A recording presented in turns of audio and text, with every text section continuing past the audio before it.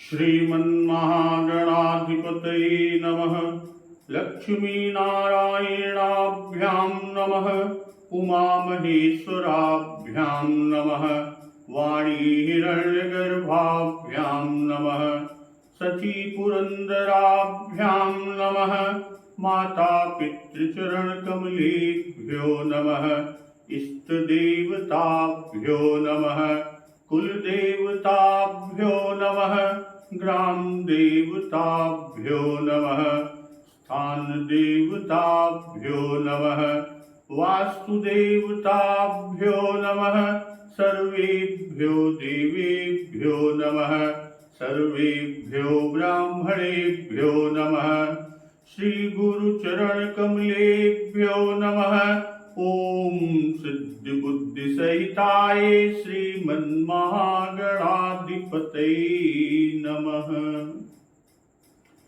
जाम्बवान जी के सुंदर वचन सुनकर हनुमान जी महाराज के हृदय को बहुत ही भाए, बहुत ही अच्छे लगे और हनुमान जी महाराज सभी से कह रहे हैं कि तब लगी मोहि पर खेहु तुम भाई, सही दुख कंद मूल फल खाई। हे भाई लोग, तुम लोग दुख सहकर कंदमूल फल खाकर और तब तक मेरी राह देखना कि जब लगी आवो सीत ही देखी, हुई ही काजू मुहि हरस बिसेकी। जब तक मैं सीता जी को देखकर लौट न आऊं, काम अवश्य होगा, वही काज काम अवश्य होगा। मोहि हर्ष विषेकी, क्यों? क्योंकि मुझे बहुत ही हर्ष हो रहा है। और यह कही नाई सबनि कहु माथा, चलऊ हरषि धरि रघुनाथा।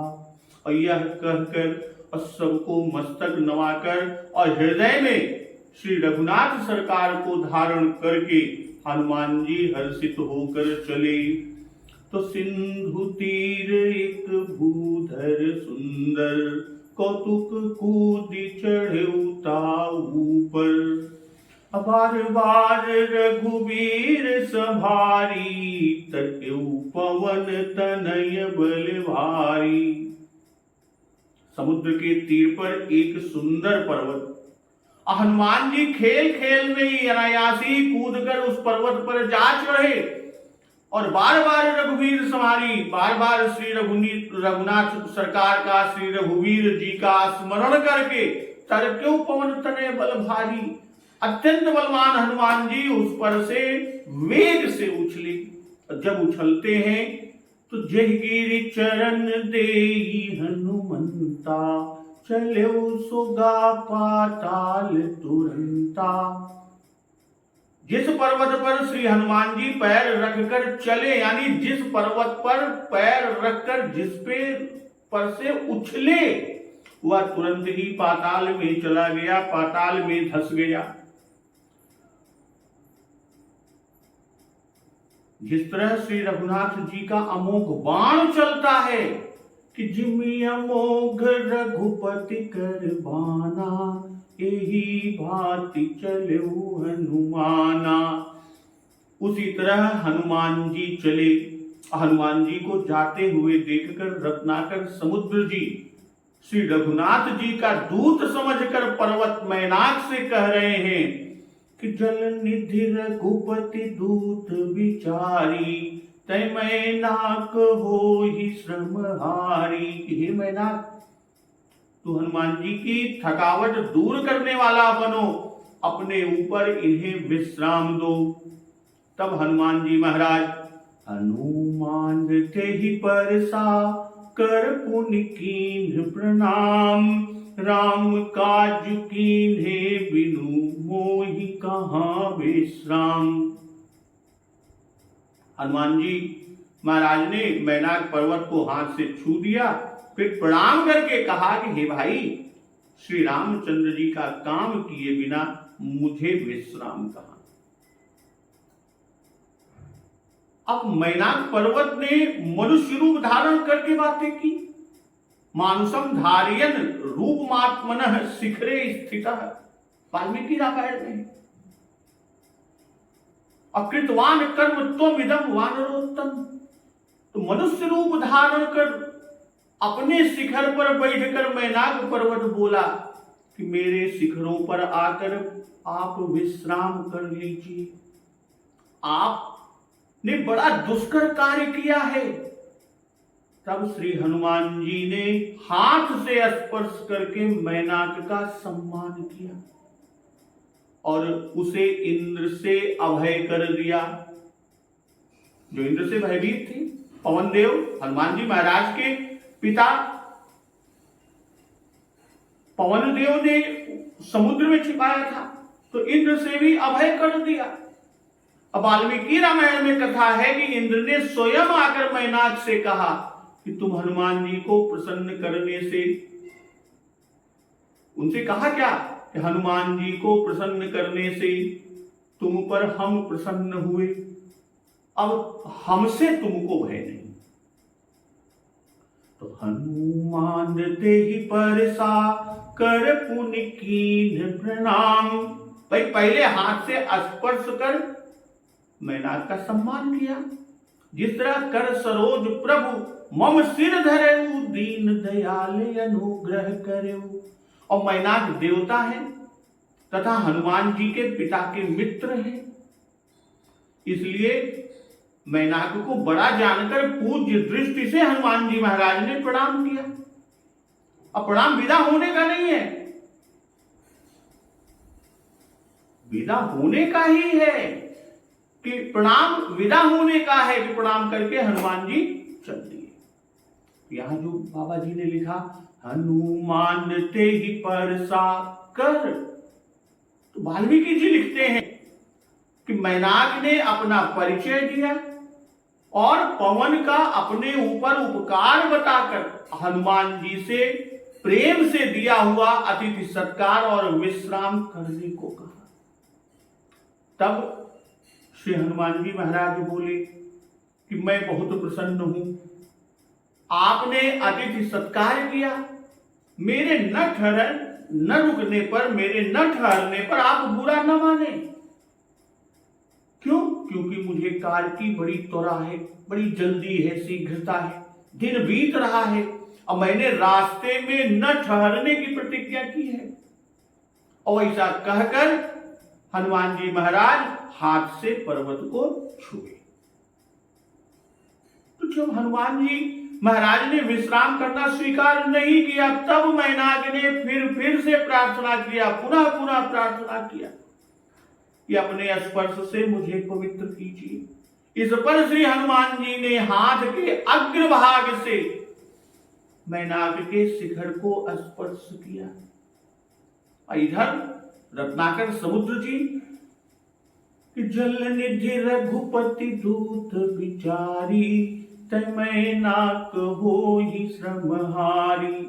कि यहां रघुपति दूत विचारी के बाद एकदम से कि तय मैनाक होई श्रमहारी कहा रत्नाकर समुद्र ने, और मैनाक का श्री हनुमान जी तक जाना और उनसे फला दिखाने, कुछ देर विश्राम कर लेने और हनुमान जी का विश्राम कर स्वीकार न करने की बात, ये सब नहीं कहा, केवल कहा हनुमान ते ही परसा कर पुनि कीन प्रणाम। इतने शब्दों से पूज्यपाद बाबा गोस्वामी तुलसीदास जी ने सारी कथा कह डाली।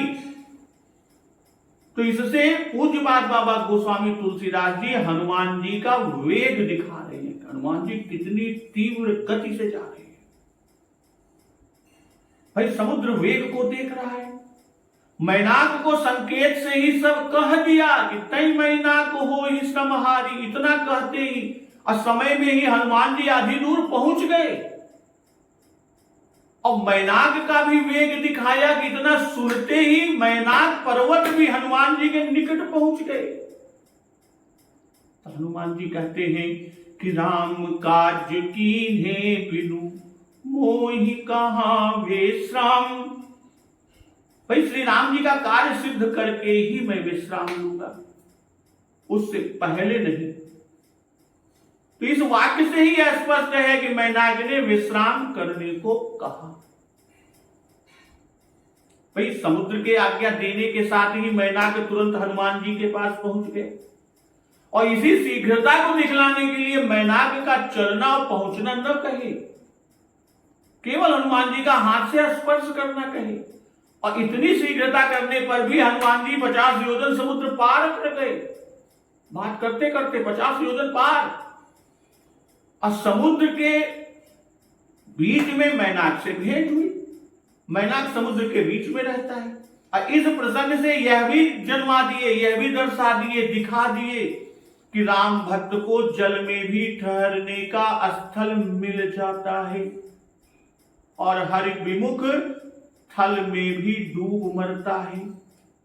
जैसे कर्ण का रथ पृथ्वी में ही डूब गया, समुद्र ने हनुमान जी के श्रम हरने की इच्छा की, ये उसके मनोरथ को भविष्य में हनुमान जी पूरा करेंगे। जब राम काज कर चुकेंगे, सीता माता का पता लगाएंगे, अशोक वाटिका उजाड़ेंगे, लंका दहन करेंगे, तब उछ बुझाई खोई श्रम धर लघु रूप बहोरी। तो प्रभु का काम करके तब विश्राम लेंगे। राम काज कीन्हे बिनु मोहि कहाँ विश्राम। भाई मैनाक पर हाथ फेर कर हनुमान जी ने मैनाक का संतोष कर दिया, उनका संतोष दे दें, भाई हम छुई दी कृतज्ञ और आपन कृतज्ञता प्रकट कर दें। भाई हमको इससे, हम सभी भक्तजनों को इससे कैसे महत्व की शिक्षा मिलती है कि जिस कार्य को उठाया उसे पूरा किए बिना दम लेना कैसा भी प्रलोभन आगे आ जाए, किसी प्रकार का प्रलोभन आ जाए, पर क्या मजाल कि वह चित्त की वृत्ति को विमोहित कर सके।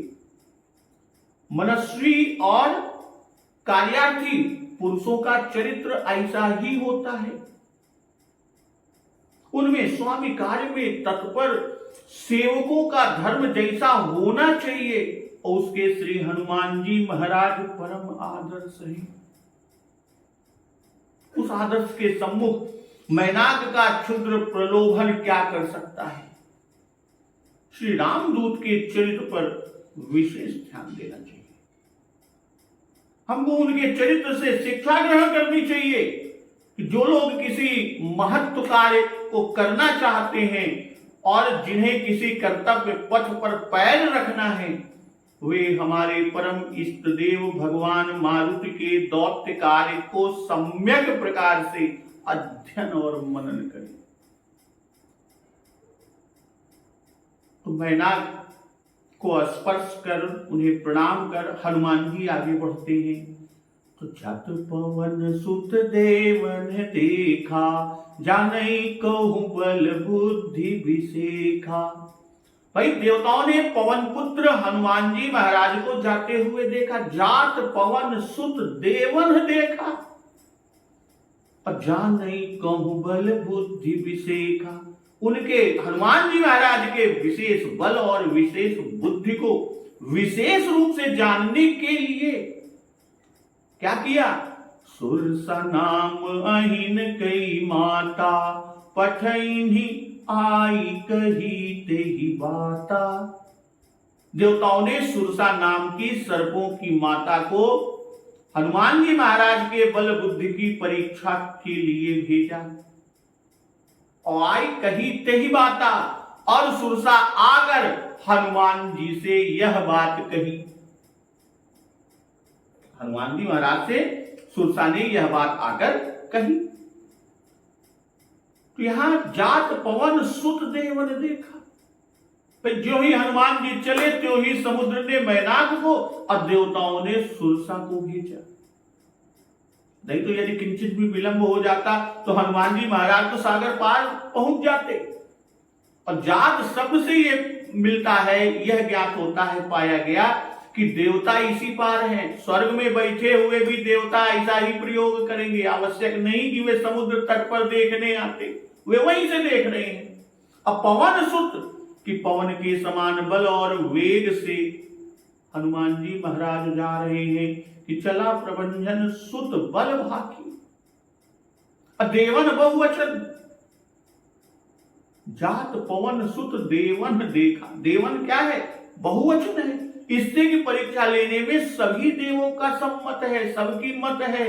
वाल्मीकि रामायण में कि ततो देवाः सगंधर्वाः सिद्धाश्च परमर्षयः, जो कहा है वही यहाँ देवन से पूज्यपाद बाबा गोस्वामी तुलसीदास जी ने सूचित कर दिया। और क्या कि जानई कहूं बल बुद्धि विसेखा। भाई बल और बुद्धि जानने का भाव यहां पर कि इन्हीं दोनों से शत्रु से जीता जाता है। जैसा उल्लेख कि नाथ वैरु की जयता ही सो, बुद्धि बल सकिय जीति जाही सो। और दूसरी जगह उल्लेख कि देखी बुद्धि बल निपुण कपि, कहु जान की जाओ। तो विशेष का भाव यहां यह है कि उनके सामान्य बल बुद्धि को तो देवता पहले से ही जानते हैं, जांबवान के मुख से सुन चुके हैं कि पवन तनय बल पवन समाना, बुद्धि विवेक विज्ञान निधाना।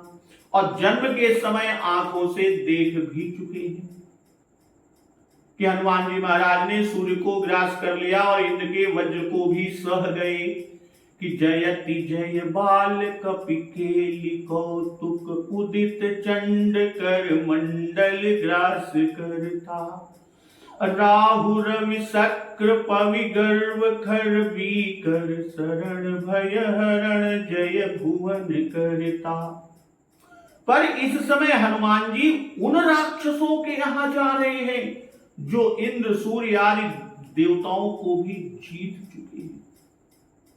इसलिए उनके विशेष बल और विशेष बुद्धि को देखना चाहते हैं, जिससे देवताओं को यह विश्वास हो जाए कि हनुमान जी महाराज मेघनाद रावण आदि प्रबल शत्रुओं से अपना अपमान कराकर न लौटेंगे।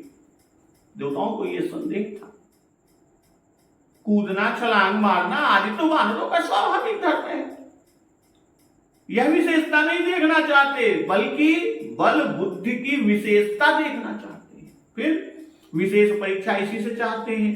पवन भी तो रावण से डरता है, जिनके पुत्र हैं, अब तब हनुमान जी महाराज उन्हीं के तो पुत्र हैं। तो पूज्यपाद बाबा गोस्वामी तुलसीदास जी ने सब देवताओं को परम अल्पज्ञ दर्शाया, बिल्कुल अल्पज्ञ है। क्यों? क्योंकि श्री रघुनाथ जी बारंबार इन्हें निर्भय होने को कह चुके हैं कि निर्भय हो देव समुदायी। और ये भी कहा, प्रण भी किया कि निश्चरहीन करो मही, भुज उठाई प्रण की। हनुमान जी महाराज को श्री रघुनाथ सरकार ने मुद्रिका दी है, हनुमान जी के सिर पर हाथ फेरा। इनका अवतार, हनुमान जी महाराज का अवतार भी राम कार्य के लिए ही हुआ। इनके बल को भी वे जानते हैं, बाल बन का बल उन्होंने देखा। अब तो हनुमान जी युवावस्था को प्राप्त हैं, फिर भी हनुमान जी महाराज की परीक्षा ले रहे हैं। तो श्री हनुमान जी वायु वेग से जा रहे हैं, किंतु उन्हें पता नहीं कि वे लंका में घुस सकेंगे या नहीं।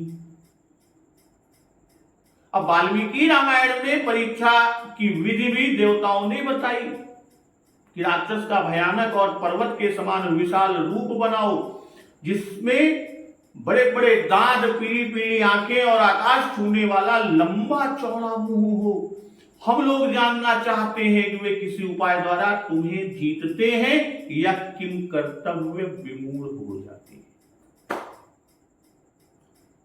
तो देवताओं ने भेजा किसे कि सुरसा नाम अहिन कई माता। अहि माने सांप, तो सुरसा नाम अहिन कई माता, पठैनी आई कही ते ही बाता। भाई सुरसा को परीक्षा के लिए भेजने, परीक्षा लेने के लिए, अब भेजने के भाव को बात कर रहे हैं कि देवता हनुमान जी के बल बुद्धि को न जान सके और न परीक्षा ले सके, इससे उन्होंने स्त्री को भेजा। स्त्री अवध्य है।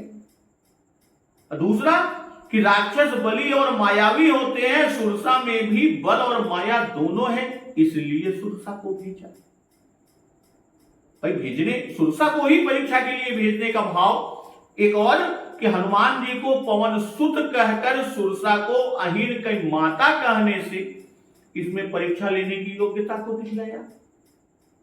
सुरसा हनुमान जी को ग्रास कर सकती है, क्यों? क्योंकि सर्पों का आहार पवन है, सर्पों का आहार पवन है।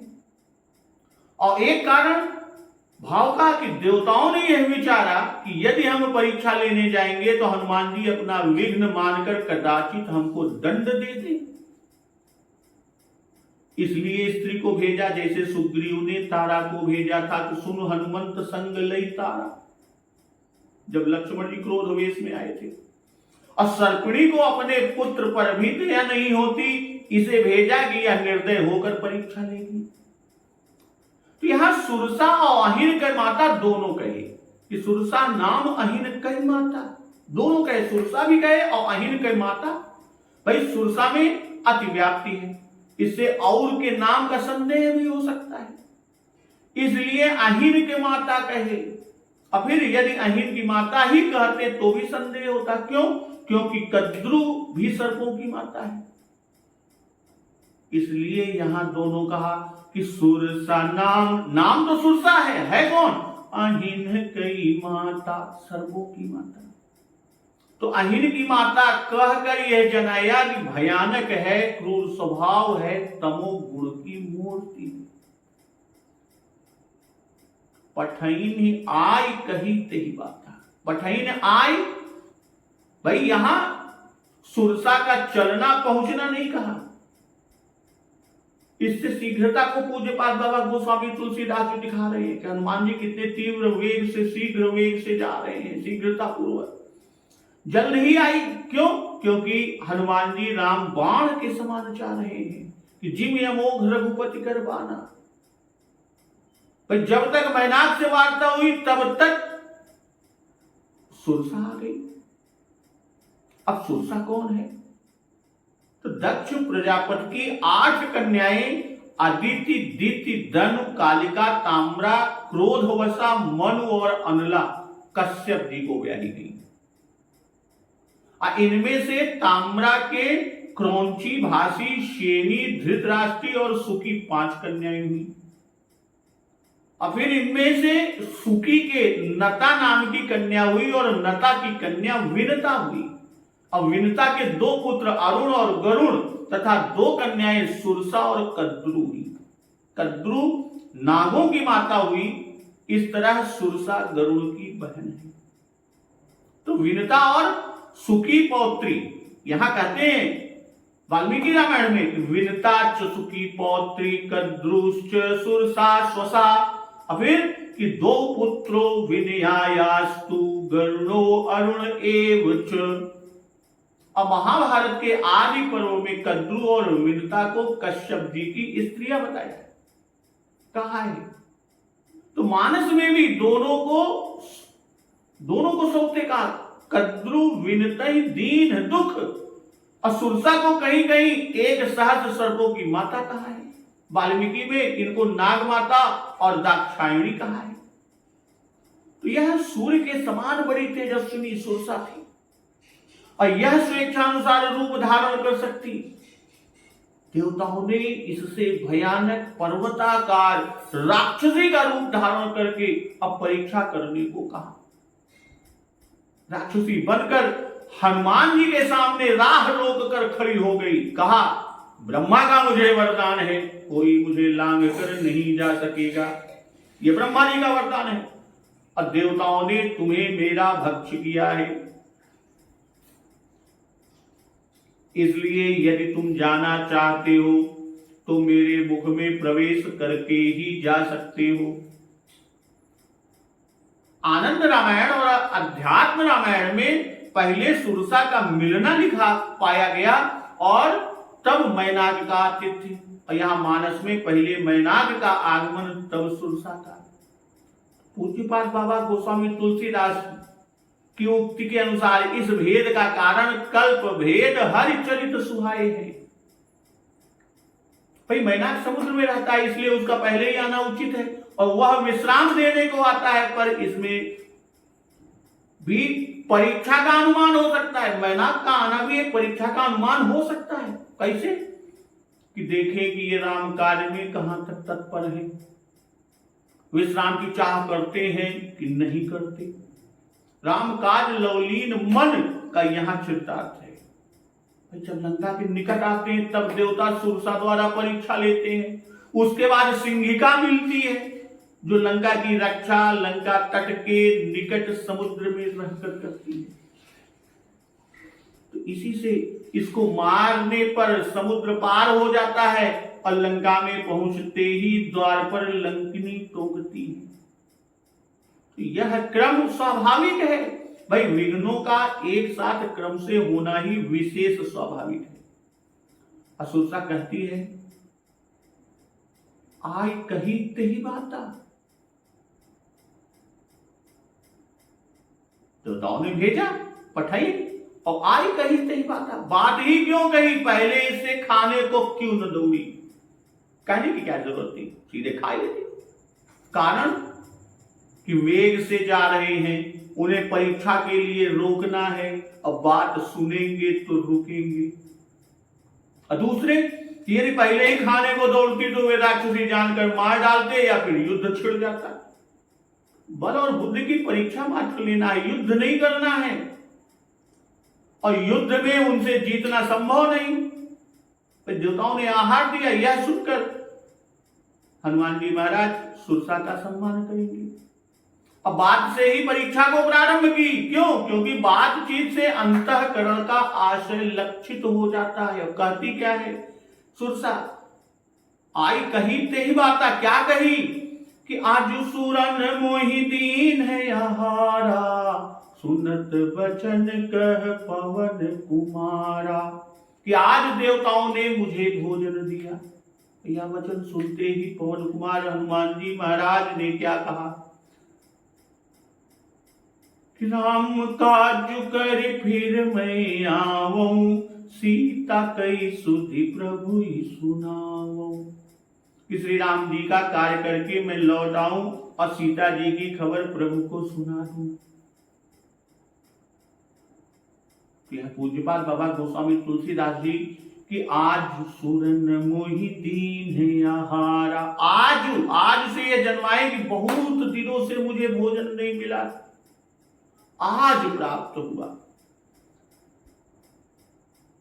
जैसा संपाति ने वानर यूथों से कहा था कि आजु सबन कह भक्षण करऊं, दिन बहु चले आहार बिनु रहूं, कबहु न मिल भरी उदर आहारा, आजु दीन विधिये कहीं बारा। तो वही चीज यहाँ कि आज सुरन मोहि दीन हारा, आज कि मुझे बहुत दिनों से भोजन मिला है, आज प्राप्त हुआ। और आहार शब्द से यह दर्शाए कि सुरसा राक्षसी बनकर आई है। क्यों? क्योंकि राक्षस जीवों को पकड़कर खाते हैं कि कहूं महिष मानुष धेनु खरे अजखल निशाचर भक्षही, कि नर कवि भालू आहार हमारा, ये राक्षसों की वृत्ति है। तो देवताओं के भेजने से आई, इसी से सुरन का आहार देना कहा।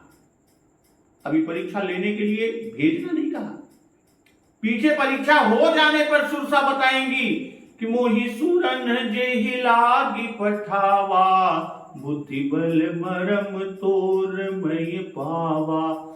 भाई यदि परीक्षा की बात पहले ही कह देती तो ठीक से परीक्षा ना मिलती। भाई अगर पहले से मालूम हो जाए कि तो आप परीक्षा लेकर आए तो सही परीक्षा ना हो पाएगी, पहले से वही साफ सुई जाए। क्योंकि जान जाते हनुमान जी महाराज कि वह परीक्षा के लिए मुंह फैला रही है, हमको खाएगी नहीं। असुरन बहुवचन शब्द देकर यह जन्माती है कि समस्त देवताओं ने सहमत होकर यह भक्ष्य हमको दिया। इस तरह अपने को निर्दोष जन्माया। सुरसा ने कहा कि हमारा दोष नहीं, ये देवताओं ने हमको दिया है और मैं खाऊंगी। और साथ ही यह भी जन्माई कि जिनके कार्य के लिए तुम उद्यत हो वे ही तुम्हारे बाधक हैं, इसलिए पहले दैवकृत बाधा मिटाने का उपाय तो सोच लो। दैवकृत बाधा मिटाने का उपाय तो सोच लो, तब असुरकृत बाधा का निवारण करने के ही तो योग्य होगे। तुम निसंग चले जा रहे हो। पहले यह विचार लो कि जब देवता ही तुम्हारे साथ ऐसा ऐसा व्यवहार कर रहे हैं, तब निश्चर गण तो उनसे कहीं अधिक बली और मायावी है, वो का न करेंगे, बहुत कुछ तोरे साथे करिए। आज सुरन मोहिदीन है आहारा। आहारा में यह भी कि अन्य वस्तु के देने में पात्र का विचार भी करना पड़ता है, परंतु आहार देने में विचार नहीं किया जाता। अतिथि सर्वदा पूजनीय है।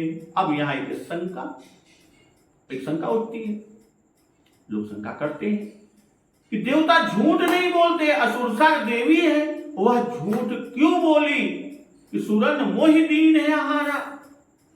तो उसका समाधान भी सुरसा स्त्री है, स्त्री स्वभाव से झूठ बोली। किंतु यह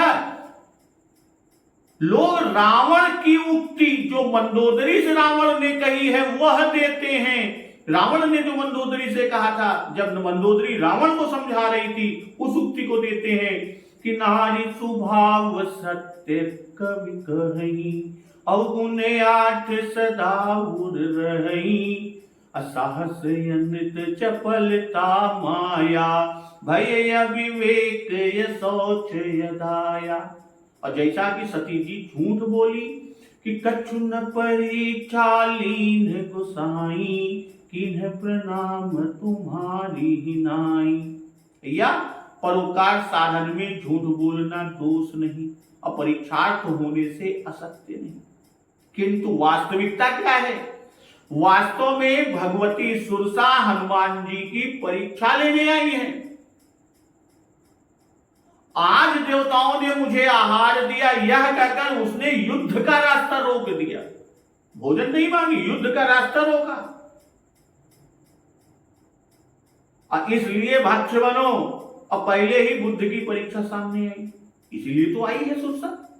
भाई परीक्षा में जो धोखा दिया जाता है उसकी गणना असत्य में नहीं। क्यों?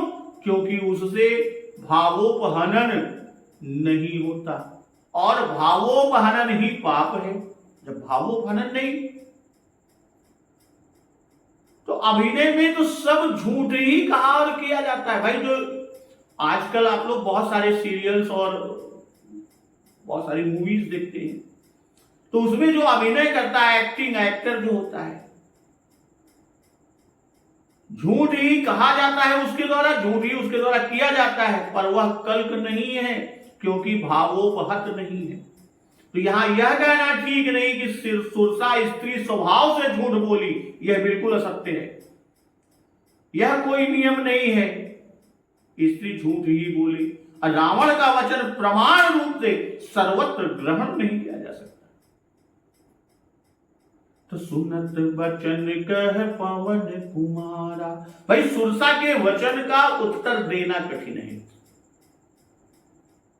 सुरसा कहती है कि देवताओं ने मुझे आहार दिया, और आहार को वह खाने को तैयार है। भाई सुरसा आहार खाने के लिए तैयार है, और आहार दिया भी किसने है? आहार दिया है देवताओं ने। और हनुमान जी धर्मात्मा है, देवताओं के दिए हुए भक्ष है, तो नहीं करे तो कैसे करे?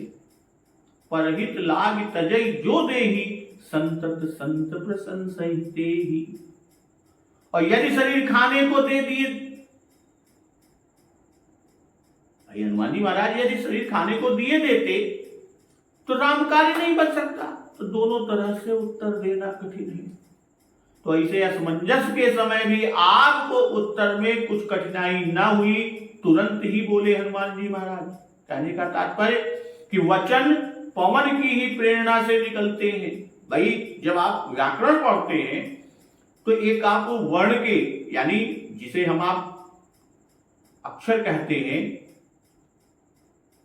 तो जब हम उस ध्वनि को निकालते हैं तो वहां पर वायु के आधार पर आप अल्प प्राण और महाप्राण पढ़ते हैं। तो वो वायु, तो वही पवन की ही प्रेरणा से वचन निकलते हैं। तो ये पवन कुमार ही हैं, तब फिर क्यों न तुरंत उत्तर देते? वचन सुनते ही बोले, जरा भी विचार नहीं किए, न विचार करना पड़ा, यह बुद्धि है। हनुमान जी ने उत्तर दिया कि राम काज कर फिर मैं आवऊं, सीता कई सुधि प्रभु ही सुनाऊं। श्री राम जी का कार्य करके मैं लौट आऊं और सीता जी का समाचार प्रभु श्री राम जी को मैं सुना दूं। तब तब बदन पैठी हूँ आई, सत्य कहूँ मोहि जान दे माई। तब आकर मैं तुम्हारे मुख में बैठूंगा, प्रवेश कर जाऊंगा, तब तुम मुझे खा लेना। और यह मैं सच कहता हूं, इसलिए हे माई अभी मुझे जाने दो। भाई हनुमान जी को राम कार्य होने का निश्चय है। होई काज मोहि हर्ष विषय की, और इसी से कहा कि कर फिर मैं आऊं। जामवंत जी का भी वचन है कि सीता ही देख कहो सुधि आई। इसी से कहा हनुमान जी ने सुरसा से कि सीता कई सुधि प्रभु ही सुनावो। कहने का तात्पर्य कि सीता जी को देखकर समाचार सुना देना यही राम काज है। और मुझे इतना समय दे दो, राम कार्य करने पर मुख में आकर बैठना बैठना हो सकता है, पर पहले मुख में बैठने से राम कार्य नहीं हो सकता। इसलिए पहले राम कार्य करने को कहा। भाई क्षुधार्थ को भोजन देना साधारण धर्म है और राम कार्य करना परम धर्म है, इसलिए इसे पहले करना कहा। और सुरसा ने कहा था कि आज सुरन मोहि दीन है आहारा। इस पर हनुमान जी महाराज कहते हैं, देवताओं ने तुम्हारा उपकार किया कि तुमको आहार दिया, और तुम देवताओं का उपकार करो। राम कार्य होने से देवताओं का उपकार है, अब पीछे तुम्हारा भी उपकार होगा। हम आकर तुम्हारे मुख में बैठ जाएंगे। राम काज कर फिर मैं आऊं में यह भी भाव है कि तुम श्री राम जी के राज्य में रहने वाली हो, इसलिए तुम्हें भी इस कार्य में मेरी सहायता करनी चाहिए। श्री राम लक्ष्मण सुग्रीव आदि सब बिना सुध मिले संतप्त हैं, उनकी सुध पाकर सब शीतल होंगे। प्रभु ही सुनाऊं कि प्रभु समर्थ है, वे अपने बल से शत्रु को मारकर सीता को प्राप्त करेंगे। कि कपिसेन संग संहारी निश्चर राम सीत ही आनी है। हनुमान जी महाराज कहते हैं कि तब तब बदन पैठी हूँ आई। बदन पैठी हूँ, भाई सुरसा ने हनुमान जी से अपने मुख में प्रवेश करने को कहा था, इसी से बदन में बैठने को कही। यह न कहा कि हम तुम्हारा भक्ष होंगे, तुम हमें भक्षण करना। क्यों? क्योंकि हनुमान जी सत्यवादी है, सत्य कहूं। और वैसा कहने से झूठ होता। वचन किसका? हनुमान जी का, क्योंकि इनको कोई भक्षण नहीं कर सकता। और कहते हैं तब पैठियों आई कि कदाचित अपने प्राण बचाने के लिए हमें धोखा दे रहे हैं, इसलिए उसी की प्रतीति के लिए सत्य कहूं कहा। हम धोखा नहीं दे रहे, सत्य कह रहा हूं। राम दूत मैं मातु जान की, सत्य शपथ करुणा निधान की।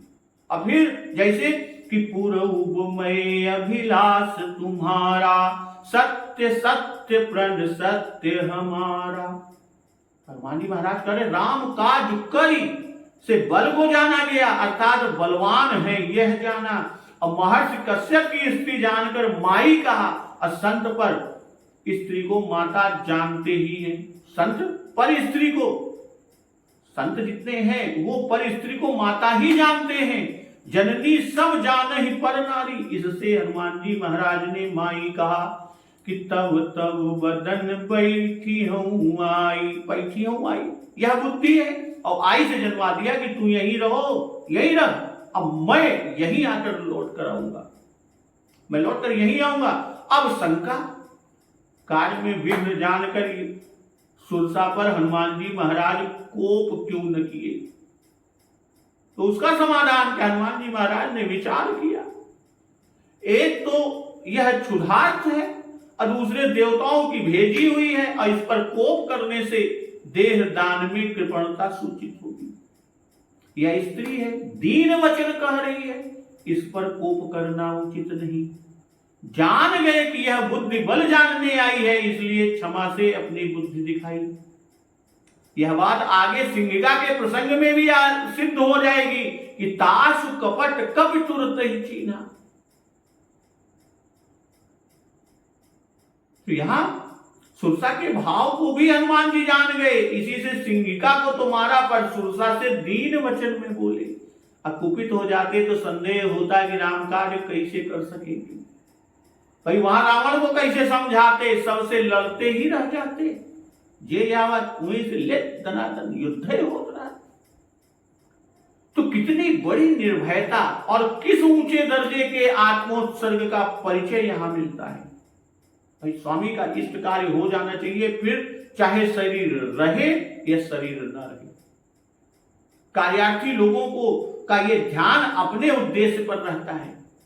जिस प्रकार लक्ष्य भेदी लोग निशानेबाज अपने लक्ष्य के अतिरिक्त और कुछ नहीं देखते, उसमें तन्मय हो जाते हैं, उसी प्रकार साधक की दृष्टि अपने कार्य और साध्य ही पर रहा करती है। वे और किसी बात की चिंता नहीं करते, किसी सांसारिक बाधा का भय नहीं करते। कोई उन्हें पागल कहता है तो कोई व्यर्थ का आडंबर करने वाला कहता है, पर वे इन बातों पर कुछ भी ध्यान न देकर अपने ही धुन में मस्त और व्यस्त रहते हैं। अब कुछ काल के अनंतर, कुछ काल के पश्चात जब वे अपने काम कर चुकते हैं, तब संसार उन्हीं के कार्य के महत्व को आप ही समझता है, स्वयं समझता है। हनुमान जी महाराज ने जब कहा कि राम का चुकर फिर मैं आवऊं, सीता कई सुधि प्रभु ही सुनावऊं, तब तव बदन पैठी हूँ आई, सत्य कहूं मोहि जान दिमाई। हनुमान जी इतनी विनय किए, तब फिर भी कि कवन हूँ जतन दे नहीं जाना, ग्रससी न मोहि कहू हनुमाना। सुरसा किसी भी यत्न से जब जाने नहीं देती, तब हनुमान जी ने कहा तो फिर मुझे खा न ले, खा क्यों नहीं लेती, अर्थात मैं देखूं तो मुझे कैसे खाई लेती है। तो भक्तजन, अब हनुमान जी के अनुनय विनय के बाद भी जब सुरसा किसी भी यत्न से नहीं जाने देती, तो आगे का प्रसंग कि हनुमान जी और सुरसा में क्या वाद विवाद होता है, कैसा प्रसंग चलता है और हनुमान जी कैसे आगे जाते हैं, उसका श्रवण अमृत रसपान हम लोग अगले दिवस की कथा में करेंगे। तो एक बार जोर से बोलिए, सियावर रामचंद्र की जय, पवन सुत हनुमान की जय, जगत जननी मां जगदम्बा की जय, गुरुदेव भगवान की जय, उमापति महादेव की जय। जय